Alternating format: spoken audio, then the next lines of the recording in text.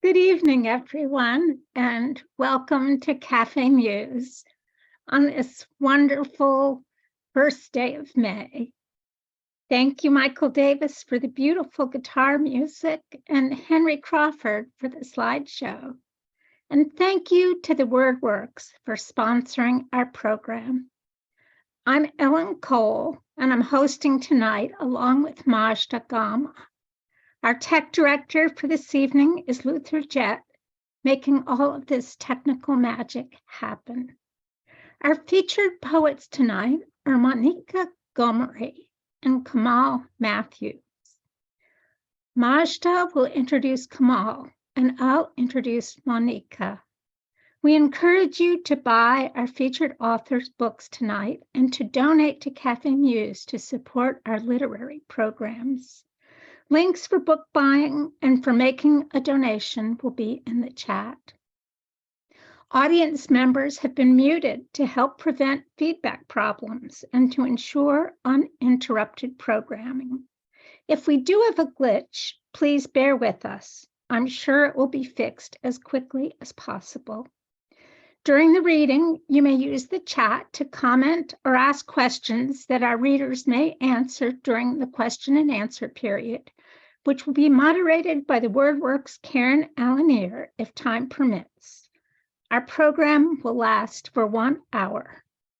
You won't want to miss our next Café Muse reading on Monday, June 5th at 7:15 p.m., which will be a special program featuring winners of the Jacqueline Potter Young Poets Competition. The Young Poets portion of the program will be emceed by Karen Alanier, and the evening will also feature a reading by poet Claire McGough. Now, I'm delighted to introduce tonight's first poet, Mónica Gomery. Mónica is a poet and rabbi. Her most recent collection, Might Kindred, published in 2022, won the Prairie Schooner Raz Shoemaker Book Prize in Poetry. Other books include Here is the Night and The Night on the Road, and the chapbook of Darkness and Tumbling. Her poems have appeared in Four-Way Review, Muzzle, Waxwing, Adroit, among others. Her poems have been awarded the Sappho Prize for Women Poets and the Manola Review Poetry Contest. Recent works appear in Four-Way Review, Muzzle Magazine, Adroit Journal, the Iowa Review, Poet Lore, and Poetry Northwest, as well as the Kalamazoo Book Art Center's Poet in Print series. Gomery was raised in Boston and Caracas by her Venezuelan Jewish family. She serves on the clergy team at Kol Tzedek Synagogue in Philadelphia and teaches on the faculty of SVARA, a yeshiva that empowers queer and trans people to transform Jewish tradition. When I first read Mónica's work, I thought, here is a poet whose work makes me feel as if electric bolts were surging through me. Mónica says she writes about queerness, diaspora, ancestry, theology, and cultivating courageous hearts. All of that is on display in Might Kindred. Her poems wail their losses and quiver with ecstasy. Her syntax is unique, words ordered in ways that wake the reader up, give urgency to everything. The world and the speaker change shape, size, agency in these poems. In her poem, God Queers the Mountain, she turns a mountain upside down, then shakes it, raining down rocks, branches, and scripture on the people. To be a human being is to encounter debris. And it isn't easy to speak. The speaker becomes so large, she tucks people between her fingers, loves them, sings to them, but still they fall, rain down. Loving is frantic, is hard. Mónica shows us in a myriad ways.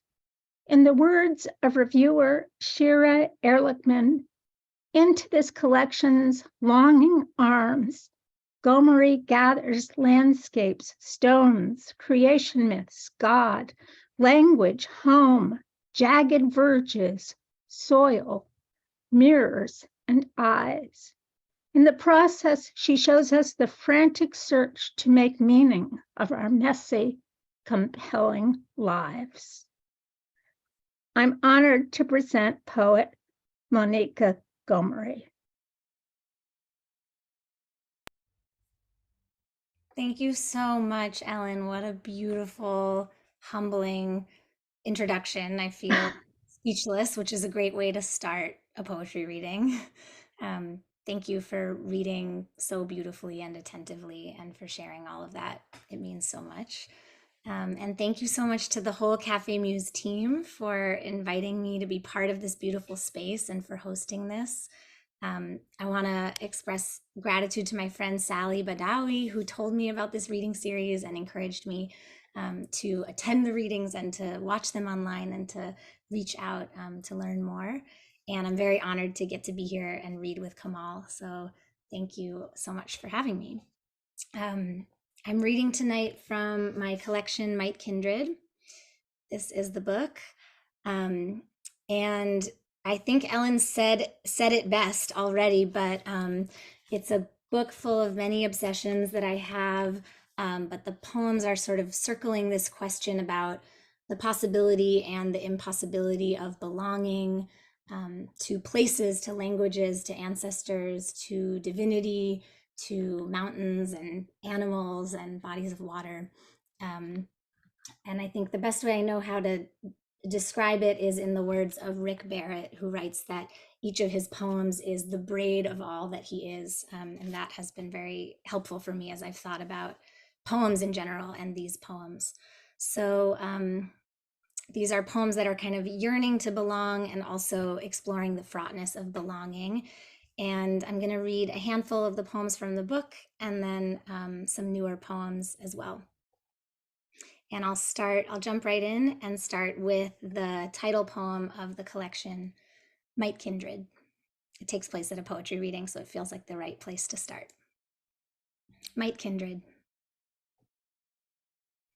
Sitting next to a queer poet at the reading, my shoulder houses a tiny rosebud, its petals wound tightly against its other petals. Is this a queer poetics? The way my body becomes terrarium at the chance of recognition? At the front, in the dark of the room, a poet builds the city with his teeth, and I become the smallest petal on the smallest flower in the wildest field of words. God of desire, who rules that quiet sky, friendship, bring me a cousin, a cousin, a cousin, bring me a soft plot of soil. Meet me in the space between native countries, city wildflower lush where blue becomes blue. I want to tell you a story thick with maroons. Praise how we tip toward, spill bright petals, praise glass opening out. Is this queer poetics? God of fragile new friendship, war of tender on asphalt, in front of this stranger I unhook, small surgery offered in case we might kindness, might ardor together. Meet me queer in the city, might kindred, might light a match. I have longed for a fire of flowers.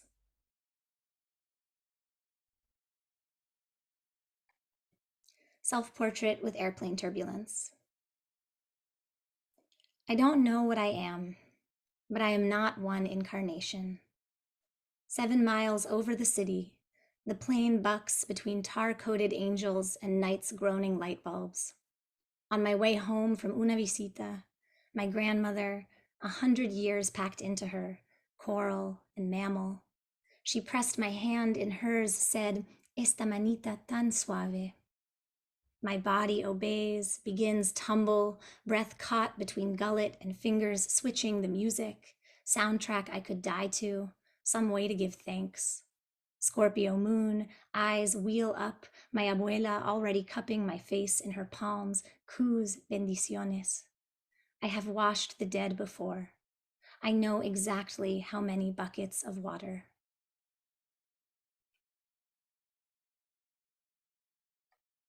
Family is an illumination of shoulders. Walking the ocean with my mother, she's every age she's ever been. My shoulder cupped in the shadow of her shoulder, nested against the heaving shoulders of the sea, all of us breathing, all of us threaded by salt. My lover and I decide to parent a dog, continent of paddling fur, clawed toe on my knee, hospitality of eyes that say more. We used to be two shoulders brushing, now more. Love smells of earth, dander, and rain. At night, I write letters to my grandmother's brother. Dear Mendy, my thoughts become fingers, yellowed hands 100 years old. Mendy of the boats, needle threading island to island, I know you. My eyebrows grow closer together on the wet bridge between bedroom and cousin, Mendy of the boats that left Europe. My lover and I visit my grandmother, sit elbows touching as she asks about Russia in Spanish, asks them, ¿Cuántos idiomas? Asks us, how many beds do you sleep in? We don't lie, and we don't tell the truth. We just give her our eyes. Don't tell her, my mother reminds me every visit. Mendy of the traveling forearms, Mendy of sand, long buried north of Jerusalem. Mendy, have you seen in these countries, the cities are too far away from the sea. Granddaughters an ocean apart from their mothers, of course they would wind up in bed with more breasts. Surely a creature with no language can more easily love me. A skull mossed over with black and white spots, ducking into my crotch as an act of affection.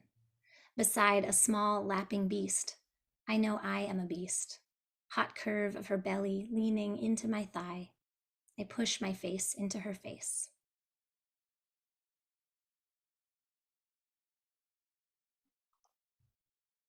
A poem with two memories of Venezuela.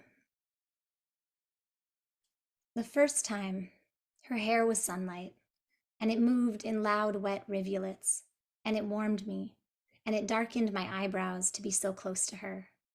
She passed small beads of fruit into my mouth. My teeth became seeds, and my blood became guava. My own hair became highways, knotted and tangled, and she patted my exhaust-fuming head to tell me I was beautiful.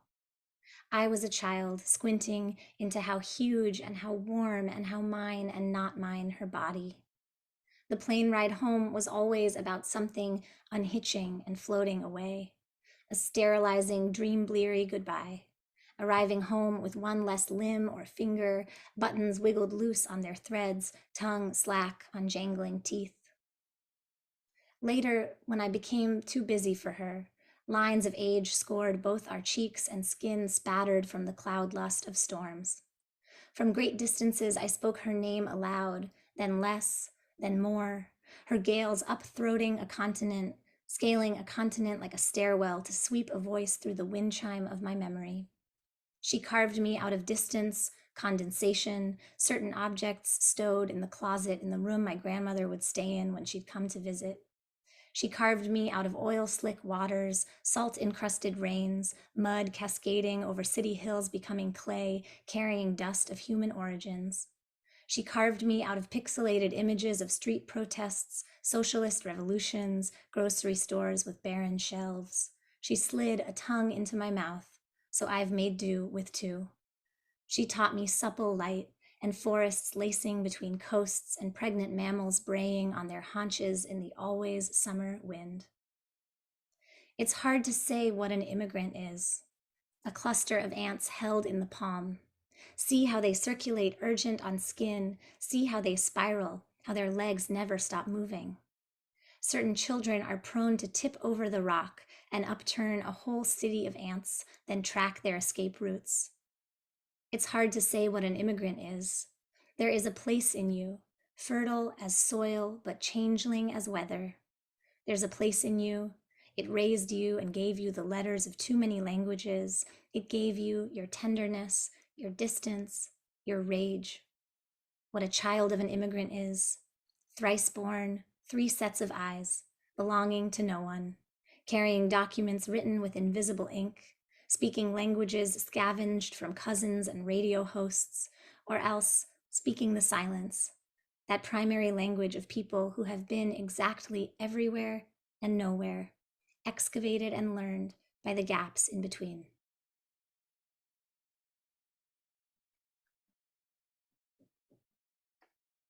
So a note about this next poem, Ellen mentioned it in your introduction, you mentioned it.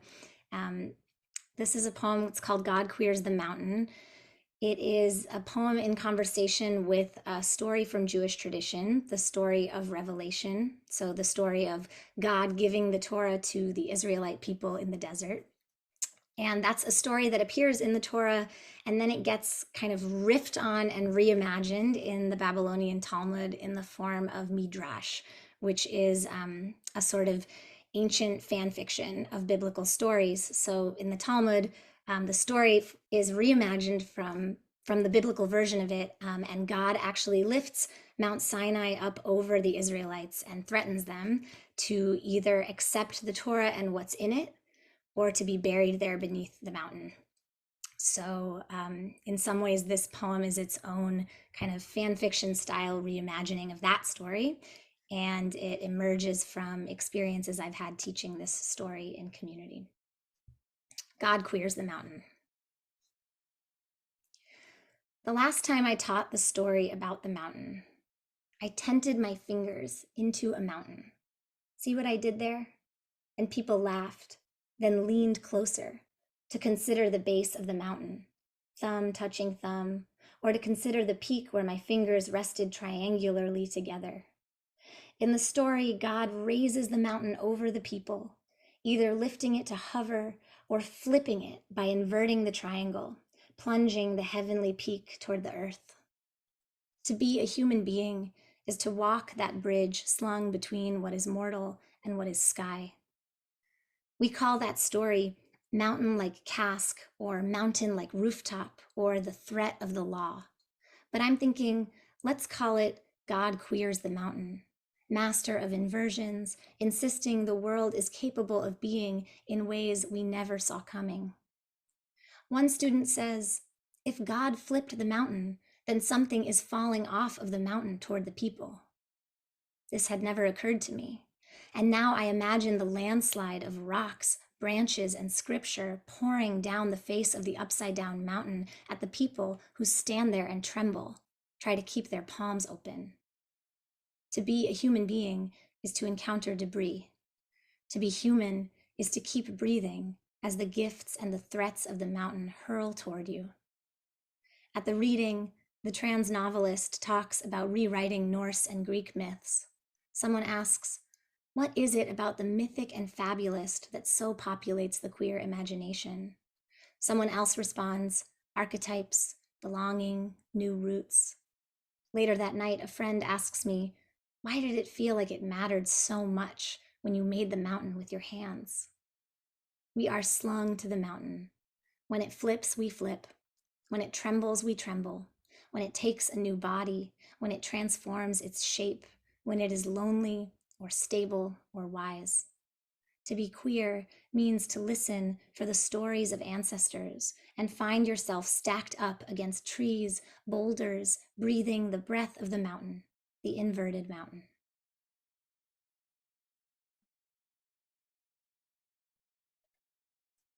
I'm going to close with some newer poems, and these can all be found online. And the next one also begins with the Babylonian Talmud with an epigraph. And then the poem weaves together translated liturgy from Jewish morning services, along with language that comes from some shadowy corner of me. And it closes with a reworked line from a poem by Rilke. And the epigraph to this poem reads, one should not pray in a room without windows. Talmud Bavli, Brachot 31a. Occupational hazards. I wake and the world is shaking again. Birds slam buoyant voices, bruised gold morning light. Blessed are you, provident, who gives the birds of dawn discernment to tell day from night. In Gaza, buildings brought down as if built from sand. In Minneapolis, a murdered year publicly funded on camera phones. Blessed are you, fashioner of worlds, who stretches forth the earth upon the waters. Crow-eyed, muzzle bright, I pour coffee down the dog's ear. Morning, angel battered, wings jab, wheels spin beneath them. Let God's name be made holy in the world. North and south and west of me, ferns thrash in forests, unspool chemical economies. Thank you for returning my soul in abundant generosity. Soul like planet, monster, toothache, conjure, thank you. Wind, romances, trash bins, for returning. Sour smells, war wounds, gauze soaked in brine and rain. Of bullets in Colorado, soul leans away from photographs of children. Birds mangle in great generous faith. Morning, I reach for any stillness that hummingbirds me. Nerve cells, wings, you said, live out loud, and die, you said, lightly. And over again, you said, see?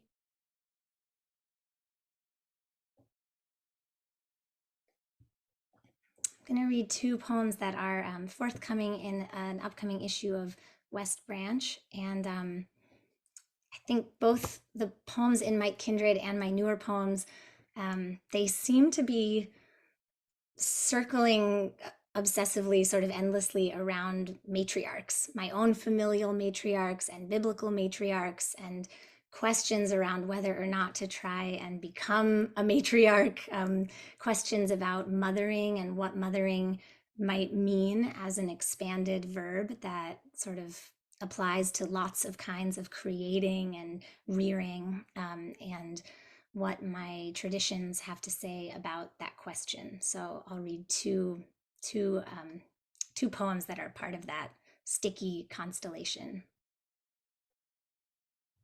Conjugations of mothering. If we sit this one out, will earth honor us? Will someone lay us beneath a shaggy maple in spring? Sing our names, speak the bittersweet liturgies of goodbye. There is only the experience of asking and asking and asking this question, what the body might have been, a tongueless house, unlullabied, what the sugar doesn't know. At the end of the world, we want to rub our hands over the world, pick up each sweet noun and declare it our child. The silent parts of strangers, our child. We make something small every day, portrait, pantoum, change our surnames to aquifer, abacus, satellite. We thank the world for her indigestion of us. At the end of the world, we wish for colors to haunt us, to drown ferocious in green, lizard green, mottled silver. Elder is no antonym of child. Death, no antonym of bird. On mother, we did it with reverence, to brine and water alike. Not a big room, but a small infinite ocean. The sea, coughing in, coughing out, was our teacher.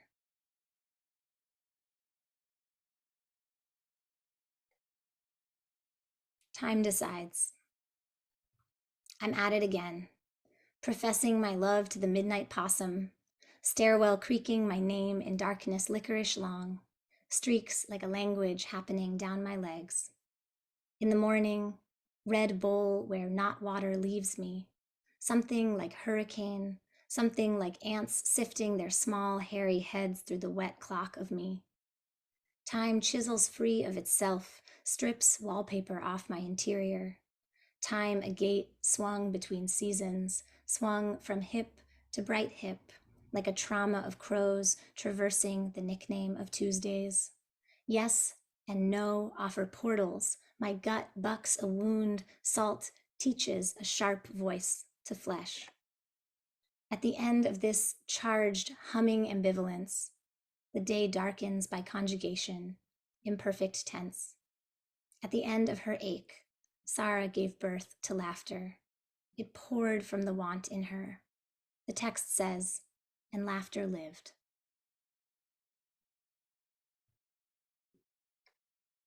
And I'll close with one more. This is Granddaughter Casting Afternoon Shadows. What I love about death is the way everything else falls away. Everything else falls down around death, and only death remains, bright, sharp, and ringing. What I hate about death is death. What I love about death are the bones in the face. What I hate about death is the goneness, the afters and pines. What I hate about death are the sleepwalking mourners, peeling an orange bare-fingered, or turning a car key in its ball joint, only sunk, only cupped bones cold in the face. What I love about death is the swimming through velvet, a body burning with crying, a chance to grieve hard, fuming with love. What I know about grandmothers is swimming through nightgowns. What I love about death is God's molasses of time, of sky time, of trees. What I hate about death is its thwack on the clock. The clock slicks the world with its oil and motion. Death is the onlyest mouth. What I love about death is the dirt. What I hate about death is the sound of dirt thunking, dirt slapping its heavy brown facts onto the humble pine box, dirt piling itself into an underground hillside, dirt closing its mouth over the box. Dirt boat cast into the dirty brown ocean of time to deliver the dead to a shore moneyed with soil. Death is so tongued and so wealthy with nothing. Death is so soiled and so swimming. What I hate is the way goodbye is two truths and a lie. Death is so clever. I hate it. Death is so pined box and goodbye. What I know of goodbye is a door. I know sometimes the dead show up at the door, lay a palm flat against it, and they talk or they listen. What I loved of my grandmother were her tiny bones. I loved her round, hungry eyes, her mouth of 9 tongues. I loved her hands sandwiching mine. She wouldn't have known what to do with this poem. She was my onlyest, brightest bone in my Scorpio sky. What I loved about her were her rumbling eyes and her trembling love, how she was the sun. What I hate about death is the sun.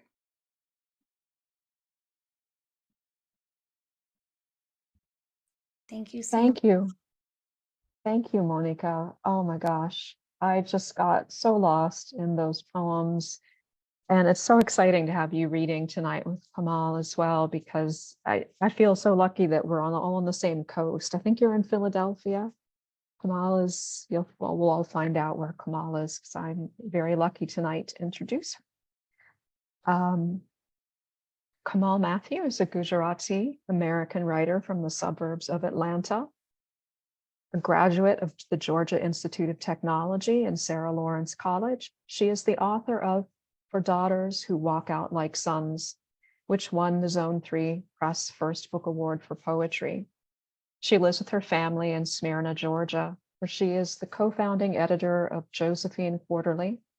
She is currently working on a novel in verse for middle grade readers. Komal writes in her poem, Grave Goods, first a fragrance filled our house, honeysuckle sweat soaked in the doors you touched. Her poems do this too. They fill up the page like fragrance and linger with us after reading. Poems of Gujarati Indian girlhood in the South and of hereditary culture. Poems that stand outside of a young brown body with grace and wisdom, not to hide or to rage, to question and seek. Through her poems, I sense that for Komal, her hyphenated identity is less a burden than an opportunity. It is a physical bridge to a new country and a new self. There is joy in experiencing these poems, the tactile culture of Southern life, and of Gujarati life. There is also a sense of ecstatic mystery and wonder at the world. In her poem, Everything I've Heard from the God of Nations, she writes, "You say abide, like I've heard it out of a lover's mouth, a blood orange love." The word abide transforms from a Southern word into a wondrous word and into textual beauty through Komal's skill and talent. Her poetry is an immensely beautiful world to abide in. Please welcome Komal Mathew to Café Muse. Thank you, Majda. Oh man, after that kind of introduction, it's hard to read anything. Thank you for having me. Thank you for lining me up next to Mónica. That was a beautiful reading. I'm also having a hard time following that, but this is an amazing space to share my work. And so I'm very excited to read some of these poems. This is my book, For Daughters Who Walk Out Like Sons, without the tabs, but for the reading. This book started many years ago, and it just evolved based off of what my questions, as Majda, you so kindly summarized, a lot of questions and reflections. But there are two main narratives in this book, and it's the Ramayana story and the parable of the prodigal son. Both of those stories influenced a lot of my reflections, and they're both about leaving home. They are both about returning with the celebration. While Rama leaves out of obedience to his father, the prodigal son leaves out of disobedience, and he takes his, if you're not familiar with the parable, he takes his father's inheritance before he dies, or asks for it, and it's given to him, and then kind of spends it all, comes back, and instead of being welcomed with, "Why did you do this?" or "How could you have done this?" He was given a party. So I was raised with, the safe roads are the best roads kind of philosophy. And so when I became a follower of Christ, I didn't realize how much shame and guilt I would feel for returning home. But sometimes I'd come home and then there was a party, and sometimes it felt like shame. So the first poem I'm going to read is The Return. There's a quote called, "The finding has the losing in the background, and the returning has leaving under its cloak." It's from Henry Nouwen, and it's a long poem, so I'm just going to read it all the way through. The Return. When you come out of exile, do they celebrate you? Do they thicken milk with sugar and add crushed cashews? Do they lay it out with ghee and gold bark like a thin carpet welcoming a king god? Do they feed you with rows of candles, a praise of small lights? Do they celebrate that evil failed and goodness won, that you changed after leaving, after covering a wound, after coming home to wear what your father wanted you to wear? In the beginning, the home already existed. The home was with God. The home was God. Then God said, "Let the homes beneath the sky flow together in one place, so dry ground may appear." And that is what happened. God called the dry ground freedom and the homes community. The surprise isn't that the son would leave, desiring land in a new community. The surprise isn't that he would win after losing, that he would return ashamed of dark corners. The surprise isn't that the good father would give the son a party that takes more of his wealth. It isn't the older, bitter gate that opened wide, the brother who protested this grace upon grace upon grace.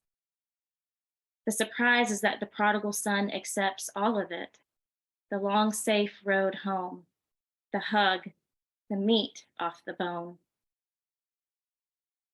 How does anyone come back without going, go without being sent, send without hearing first? How does anyone hear without being told and told and told?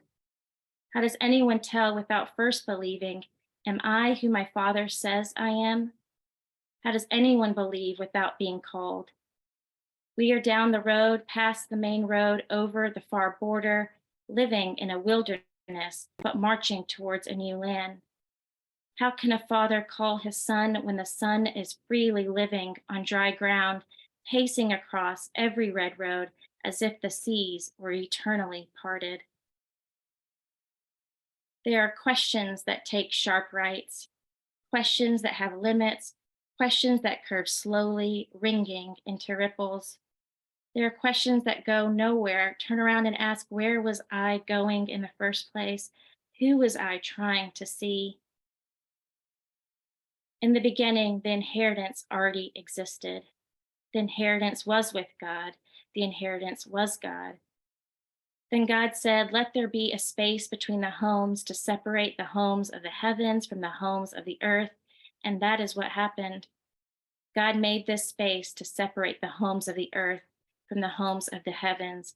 And God called this space poverty. Beta, do you know that you have a home? You stayed, you obeyed. Did you know that this home is where you want to be? Did you know that I also left a field for you? My grandmother's skin is a moving river, rippling from her thumb to wrist to her elbows, falling toward her wedding ring and gold bracelets. Short clings announce her knee's desire for hands. What I love most is the story she tells when she makes dokla. She stirs without the pinky or the thumb, a 3-finger salute to chickpea flour and eno, repeating lines of a young bride to taste and see if it is the same as last week's. She beats the batter before it rises, making sure it knows nothing lasts forever. Her tired hands stir and pour and heap until we are full and ready to return home. If I am the clay and you are the one that gives gold on gold on gold, somebody has to. If I make myself into a deep dish, ready for the pour, if I ask you to take care of me in bigger houses and faster cars, in and out of tunnels, would you make me into something little, what you could hold in both of your hands? Now I see the hand may be yours, but the feet are mine. You are reading the way fathers run toward a daughter's palm, how daughters walk out like sons and return, their feet a beauty before mountains.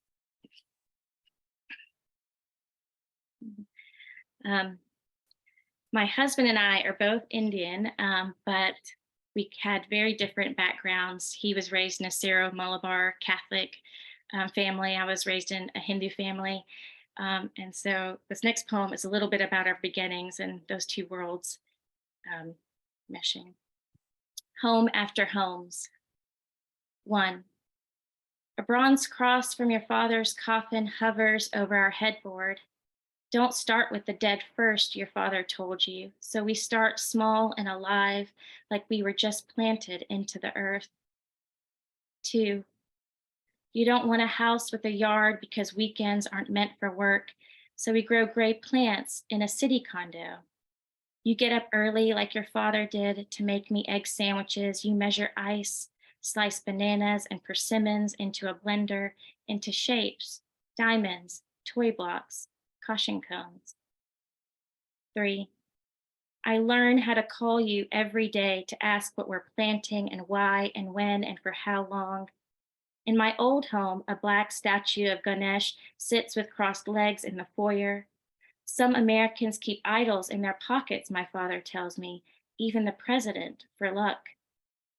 Pruning seems like the right thing, so I look for some place to put a different clue to all who enter. 4. This is an Indian home, but all I want is our wedding picture and my grandmother's small bowl of salt. Each night I close one eye at a time, trying to see who we really are, the left, the right, left, right, eyes trapping gusts of wind. Until I see you, my love, with 3 children, until I see you in a clean home with no yard. He did end up having 3 children, but the first 2 were twins. That was a big surprise. And then between the first 2 and my third, We had some losses. We had 2 miscarriages. I normally don't read these poems, but I felt led to share something we don't really talk about. And it was a surprise, but it was also something I still like to remember and reflect on. So these next 2 poems are a lot about the grief and the fear that comes with parenting, or at least that I've found. Taking out the trash in Calcutta. Any place is better than outside of a hospital. Bags of needles, blunt by skin and vein, buckets of lungs hung heavy on the hands of a white missionary, crying, "Life from heaven, let the children be asleep, let their thunder be feet away." But they do not listen, do not hear. He holds the bag higher, hitting small hands that scratch down his shirt. Not the bag, not the bag, his head to the sky, collapsing at the look of teething children, running, smiling, bits of flesh on their chins. While you were growing in me, you were a balloon with gold helium, stretching the corners of this small earth, creating space out of a dark nothing, the way the universe does, making known what's invisible, what's grand. It's not fair, yell my other 2. I want to sit on your lap, want space, make space, they plead. It's not fair. I'm big now. We're big kids now. How strange. Some gifts grow to be fishers and grievers of men. What is man? What is man to grow half full and half empty, wanting to be made and kept like a jar of saffron that bleeds deep and wide, that finds something sweet in someone's warm milk? In someone's warm milk forms a belly, a kidney, a wide lap inside and out of another woman, perhaps from Calcutta. Feeling known around masses, realizing wherever she goes, a child goes with her. Here there is a purple lavender bush and a wasp that won't let go outside our front door. My children are on the floor, cheeks hugging one another, screaming at the sound of the alarm ringing.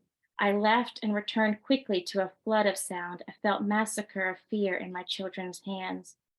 Forget kite flying with friends earlier that day, hide and seek, pizza they folded, chocolate syrup left on the plastic tablecloths, milk and carrot birthday cake, all the remains of the living. Forget it all. There is a dying inside everywhere.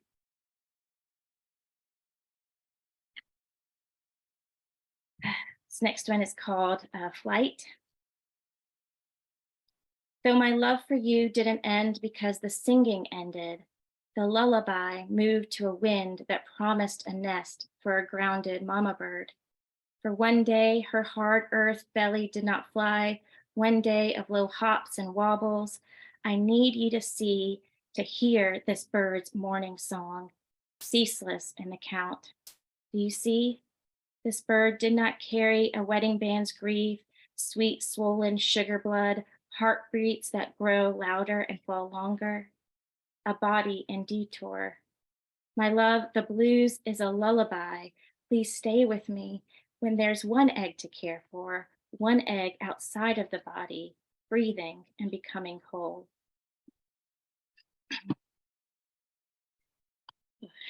One of the hardest things about parenting, I feel like, is realizing that I have a lot to learn, like a lot to learn. And somehow I'm supposed to be teaching them something, and guiding them towards something. And so I find it extremely humbling that, they ask me questions I can't answer. And so the next poem is about our time of just going to birthday parties, birthday games. Before the sun hits, there is a piñata, the sprinkling and gushing of gifts, musical chairs round and round as voices mouth a melody for cake. There is a donkey kid who breathes in the icing and licks the bottom of the candles before asking there's also the donkey and its tail, red eyes marking his own surprise for missing parts, this distinct part of him that left and never returned. Still, each kid walks up proud, dons on the blindfold, and becomes an instant cheat. Can we fix what we can't see? The sliver of light tempts. You can't peek, someone big says. Make sure you close your eyes. A small scrunched face growls, "Why can't I do what I want to do?" And we all become beasts.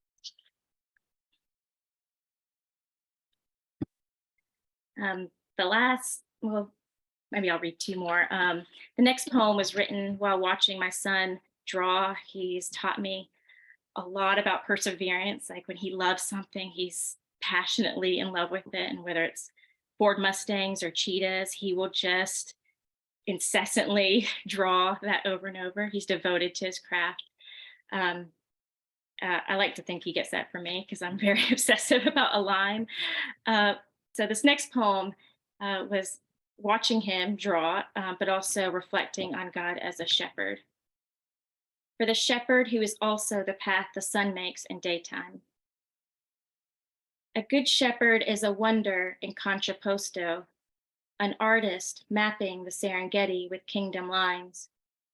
A good shepherd angles a lion's eye, traps gazelles in dry fields, copies a cheetah's spots one leg at a time. A good shepherd does not give you stones when you ask for toast, does not ask you to work without a burning bush, but owns a gate, uses a gate, pulls the weeds and leaves the wheat on an altar of choices. A good shepherd is a prince of peace when terror finds its full echo, a creator in the wild where a predator providentially becomes prey.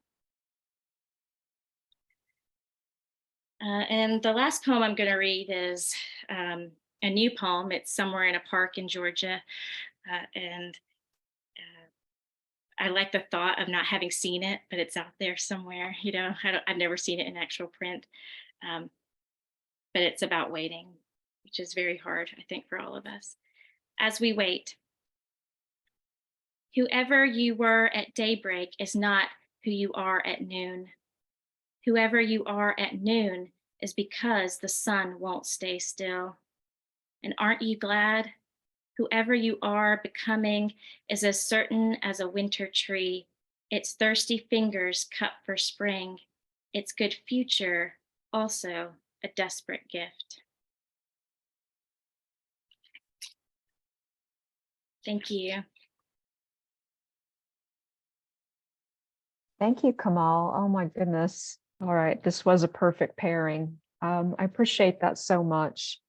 And I appreciate also that you felt called to read the poems that you did. Thank you for being that open and honest and vulnerable with us. And I really responded so much to your poems and the bridging of many multitudes that you have to do. It shows, and it shows in a beautiful way.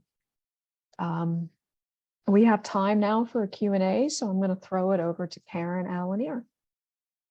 Thank you, Majda.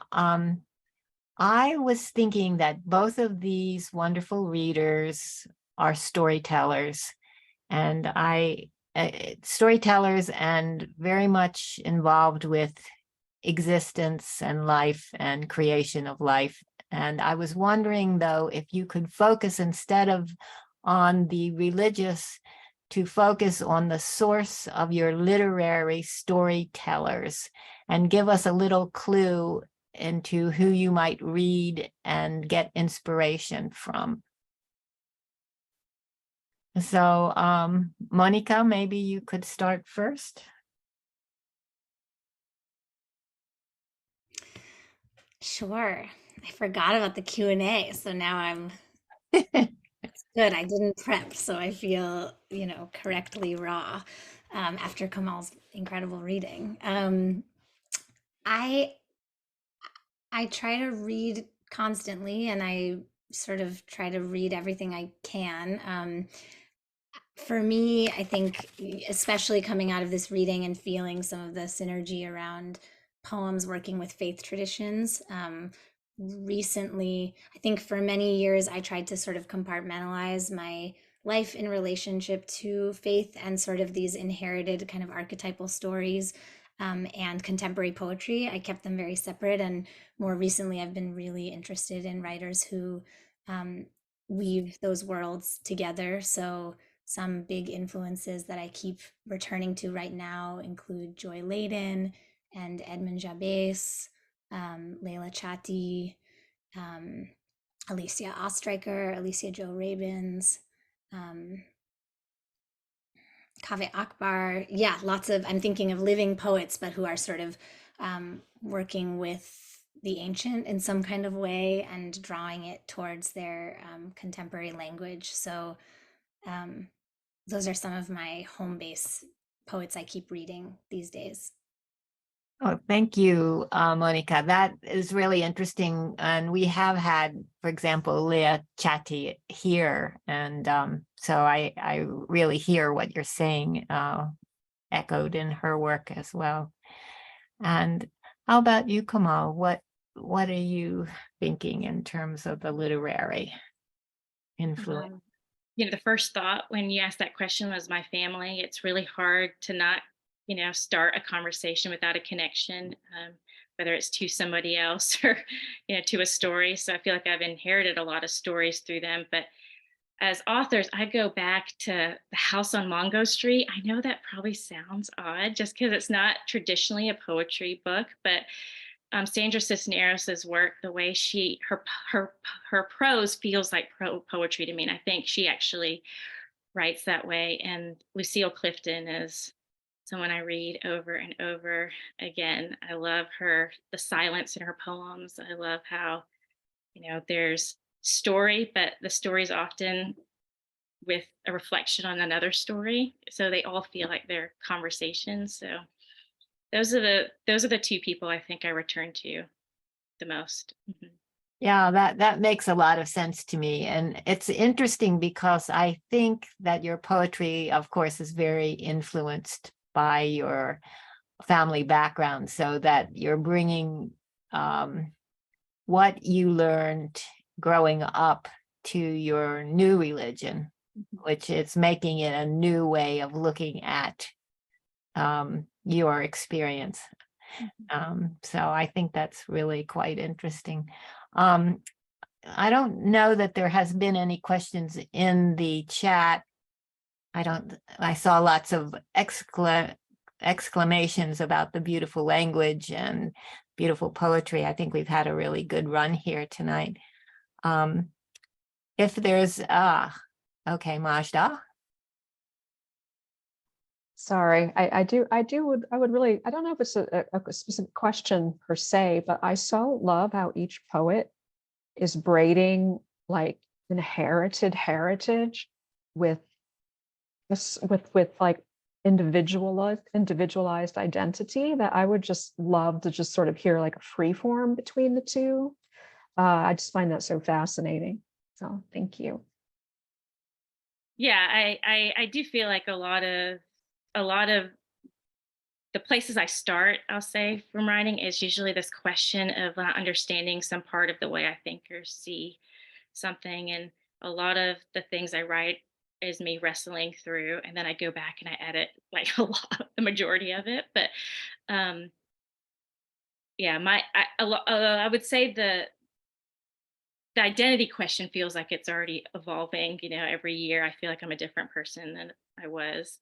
But I do go back to um, how I was raised, how I'm raising my kids, and I go through sort of my own thoughts about different emotions. I don't know if Monica, you may have something better and more profound to say, but yeah, that's all pretty much for me. I love what you said about like I'm a different person even now than I was a year ago. And I think it's so interesting to have this record of how our internal realities kind of move and function and evolve as poets. And then to kind of, I don't know, I'm having this experience with a relatively new book out in the world where I already feel like I'm kind of the chaperone of these poems. Like they were written years ago, and I feel like I've evolved so much since then. So I learned to befriend them and kind of take them out into the world and introduce them to people so they can keep making friends and having a life. But um, they, yeah, they feel sort of like echoes of another time.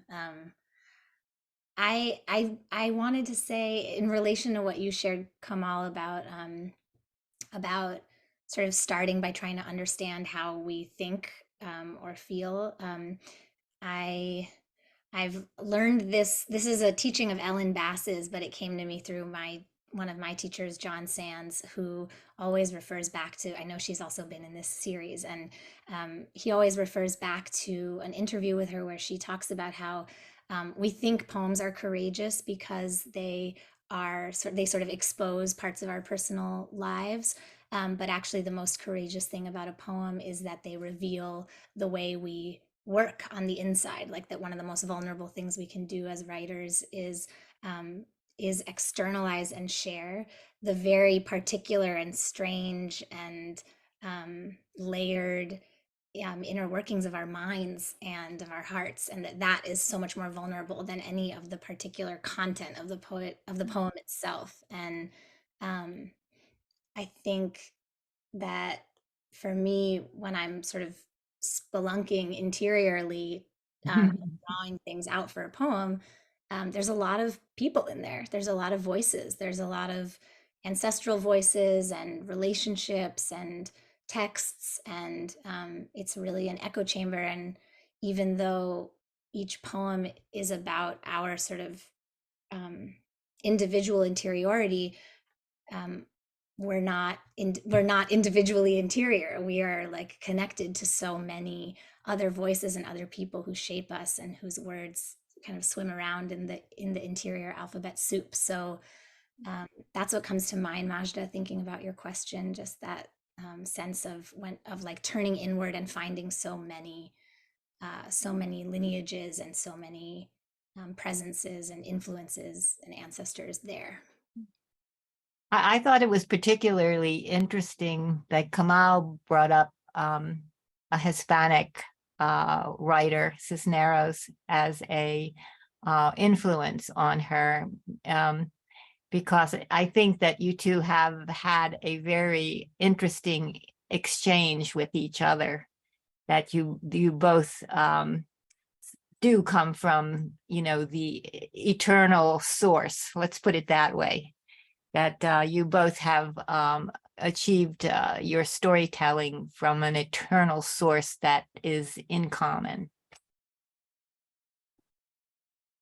I love the word that you use, chaperone. I just thought, oh, that's beautiful as its own poem. But yeah, I definitely feel that way. Like sometimes I'll read some of the poems that have been written maybe 15 years ago. I think the oldest poem in the book is about 15.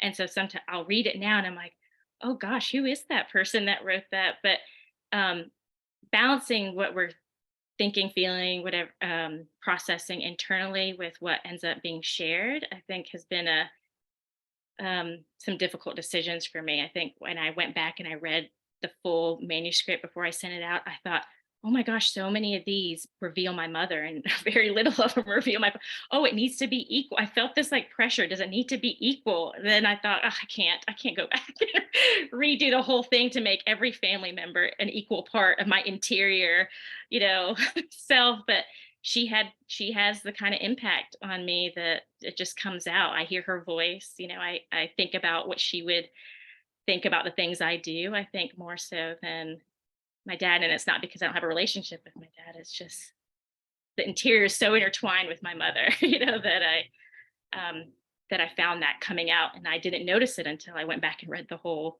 thing. And I'm like, oh, this is new. This is surprising. Well, thank you both for your comments. I mean, it always adds a little extra to the reading to hear about your processes. And we'll turn the mic back to Majda to close our evening. Yeah, I agree. That was just really beautiful to hear a little. I really feel like we don't talk enough about interiority. It's nice to talk about craft. I don't know, with this pairing, there was just the personalities are so big on the page. I think that we had to talk about interiority. So, well, I unfortunately have to wrap up this evening. You can buy these books though and take them home with you.